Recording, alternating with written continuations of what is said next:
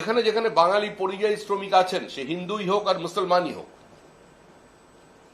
বহু নারী পুরুষ তাদের পুত্র কন্যাকে নিয়ে একটা অনিশ্চিত ভবিষ্যতের দিকে এগিয়ে যাচ্ছে।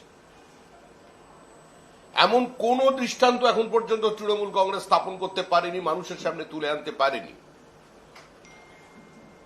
যেখানে বলা হচ্ছে যে শুধু বাঙালি হওয়ার অপরাধে কাউকে সেখান থেকে সরিয়ে দেওয়া হচ্ছে।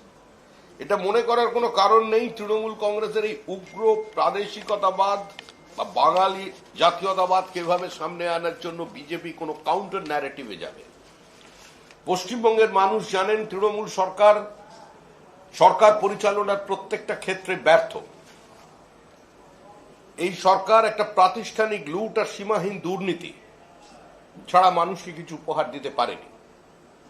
2011 সালের ক্ষমতার তথাকথিত পালাবদলের সময় যে restoration of democracy slogan Mamata ব্যানার্জির কাছে ছিল, আজকে সেই স্লোগানই তৃণমূল কংগ্রেসের সামনে ঘুরে আসছে। মানুষ কথা বলতে চাইছে, প্রতিবাদ করতে চাইছে, সরকারের সমালোচনা করতে চাইছে, কিন্তু কোথাও পুলিশ দিয়ে তৃণমূল কংগ্রেসের এই সীমাহীন আগ্রাসন দিয়ে আজকে সমস্ত গণতান্ত্রিক ব্যবস্থাকে ধ্বংস করে দেবার প্রচেষ্টা আমরা গত প্রায় 1 দশক ধরে দেখলাম, বেশি সময় ধরে।